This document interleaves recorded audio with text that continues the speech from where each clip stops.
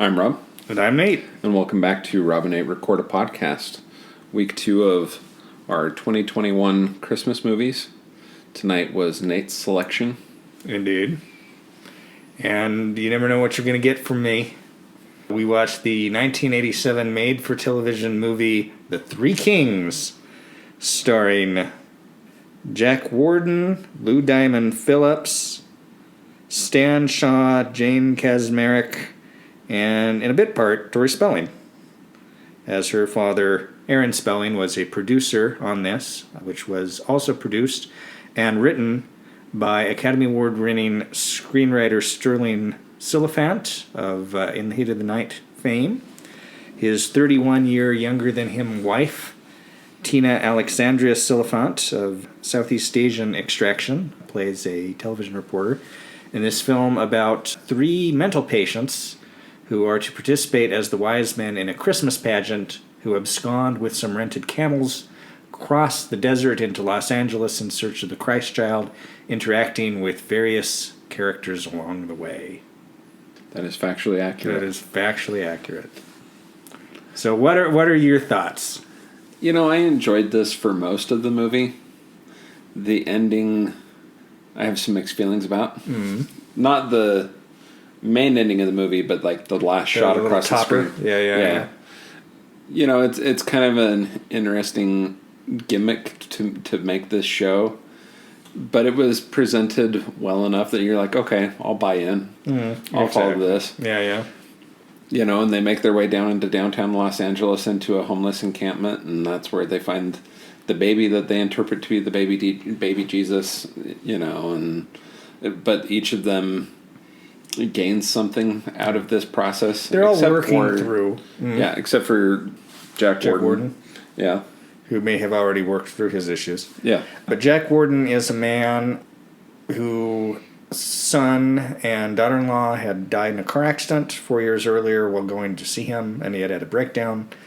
And so they had taken him to this mental institution just outside of Los Angeles, where he had become convinced that he was King, I think, Melchior, who's one of the Magi. One of the Magi, and somehow speaks fluent Arabic and just knows all this stuff about him. And so, for some reason, Jane Kaczmarek, best known as the mother from Malcolm in the Middle, who's the psychologist, is like, he should play this guy in this Christmas pageant, which the mental home Christmas pageant with camels and all that somehow manages to attract news coverage. Yeah. It doesn't seem like a good idea to me. But he's there, as is Lou Diamond Phillips, who's a 20-year-old kid who's got issues, is on medication. He has a lot of resentment to his father after his mother died.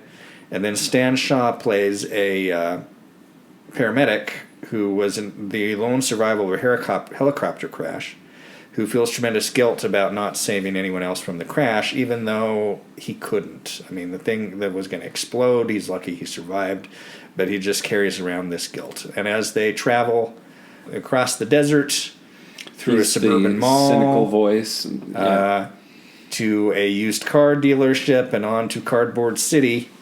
The car dealership, it's King Harold, played by Vic Tayback, or Taybach, however you pronounce that, who's King Harold, or King Herod. Yeah. The King of Deals. Yes. And then there's also a prolonged Charles Nelson Riley cameo as a perfume salesman. Yes. You said you had a question that you wanted to ask me about this selection. Not about the selection, no. No. But you had a question you wanted to ask. The topper.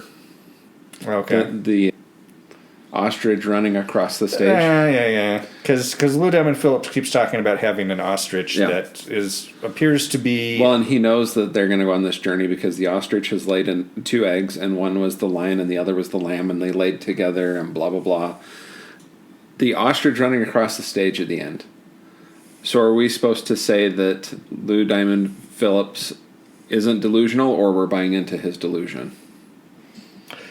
What I preferred about the ending is, so everybody's gone back to the mental institution, and the people from the camel rental place are picking the camels back up, And Jack Warden's Christmas talking morning. to him on Christmas morning. Yeah, a lot of weird working hours in this, especially the camera crew that follows the reporter That started around. on like the 23rd and then That works all the way works through the for 24th. 50-something hours straight. Yeah. And the one guy is really kind of racist. Yes. That's not fully resolved, but it's there. But anyway, he's talking to the people picking up the camels, and he basically says, well, I am who I claim I am. I died 2,000 years ago, and I think my body's in Cologne at this cathedral, but somehow I'm in the body of this 60-year-old stranger. Does anybody know who this is? I kind of like that.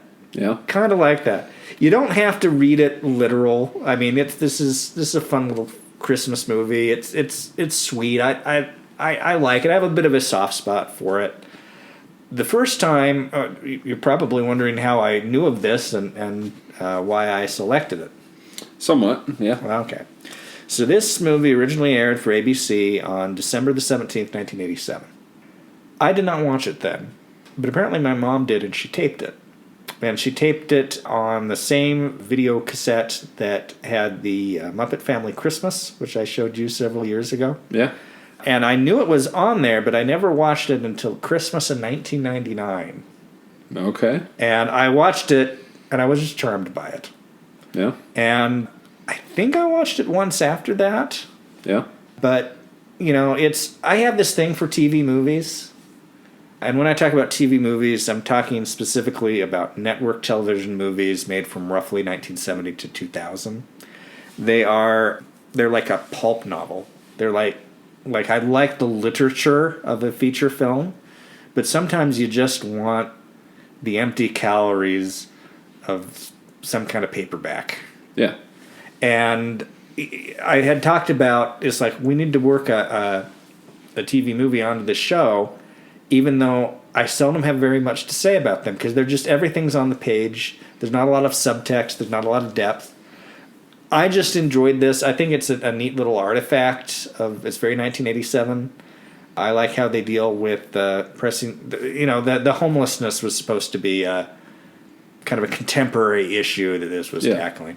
And I love that line. Well, because they do run into multiple homeless people. Encampments. Perhaps my favorite line is when Stan Shaw is trying to help some homeless people on the street, and he freaks one out who leaves. And then one of the other three kings said, "They're just winos, Paul." Yeah. Yeah. It's like, don't worry about it. Made me want to play them all the Wino's Lullaby from Tom Waits. Tom Waits Plays the Wino's Lullaby. This movie has an Irish cop in it, Mm-hmm. which I thought was kind of great, because an Irish cop in a Christmas movie, of course. It's Richard Partlow plays the Irish cop. The other main officer in this movie is Art LaFleur, is the other police officer. Mm-hmm. The one that accompanies her from the mental institution through most of the movie. I felt like that was almost hinting at a potential romance. Yeah. Just the way they interacted with each other. But he kind of disappears at the very end when they get her down to Los Angeles. And his shift ended. Yeah, his shift, yes. and then she's with that guy who has that funny monologue up on the top of the building when they're getting ready to get into the helicopter, because she's convinced everybody that she needs to be there when they apprehend him, or else there could be some kind of they could have some breakdown. And this guy gives this monologue about how everybody's just going to be. Their homes, and they're full of new consumer electronics goods that are wrapped. It's like everybody's in danger, and it just, to me, felt very Jack Webb. Yeah. The way he delivered it. You said it reminded you a bit of Dan Aykroyd. It sounded like just his voice. I could imagine Dan Aykroyd monologue. Delivering the same lines. Yeah. Well, that's more Jack Webb, because he played a Sergeant Friday in the also 1987 Dragnet. Yeah. But anyway, there's not a ton of substance to this. It's a pleasant Christmas film. I'm kind of surprised that it's not better known, because it's just so pleasant. It feels like it's something that could have been put in some kind of rotation, but it's pretty obscure now. I'm actually, if it was made for ABC, I'm slightly surprised it's not on something like Disney Plus. Yeah, but it's not. So, It has an aggregate score on IMDb of 6.3 stars. There's not a lot of reviews on there, though. Yeah. So, how would you rate this movie? I would rate this movie, I'm going to go with 2.5 stars and 7 on the 10-star scale. Yeah, I'm going to go probably 2 on the 4-star scale and probably just 5 on the 10-star scale. Oh, okay. It was fun. It was fine. I've seen it. Yeah. But I just have a little more of a sentimental attachment to it. Yep. But, yeah. I mean, I do like TV movies as well. I do think we should do a couple more eventually on here. This one just didn't... Like, it had me for about 3/4 of it, and then it lost me. So... Yeah, it's got a... Of course, they keep going to the Three Kings song for the We Three instrumental, Kings. but it has... Well, it they has kind of a keep nice... switching the instrumentation like halfway through the song. Like, they'll do modern instruments, and then they switch back to a flute, you know. Yeah. But it also has a theme song that's kind of schmaltzy. Yeah. That I like. It's very network TV in the late 80s. Yeah. The whole ethos, the sentimentality of it. I don't think you could make this movie today. No, I don't think you could either. It's too overtly Christian. Yeah. And it and has a little too racist. there's a little too racist. And just the fact that they're mentally, they're in a mental institution. I don't know how that would Many play. HIPAA violations. It is. It gets a little bit K-Pax towards the end. That was the other thing with Jack Warden. So well, he really is what he says he is. Yeah. Yeah. But anyway, I would recommend, just as a pleasant Christmas diversion. I would not dissuade anyone from watching this. It's fun. And it is what it is. It doesn't pretend to be anything that it's not. Yeah. And that's, you It's can very always appreciate straightforward. that. Yeah. So, yeah. Well, I'm Rob. And I'm Nate. And this is Rob and Nate Record a Podcast. So you didn't decide to go with a straight revenge route, huh? No. What was your other two that you were going to show me? Silent Partner, which is Canadian. Uh-huh. Which we may revisit later on. And Since You Went Away, which is a Homefront World War II epic. That sounds familiar. Christopher Plummer. John Candy, John huh? Candy, yep. Yeah. Oh, Joseph Cotton, huh? Yeah.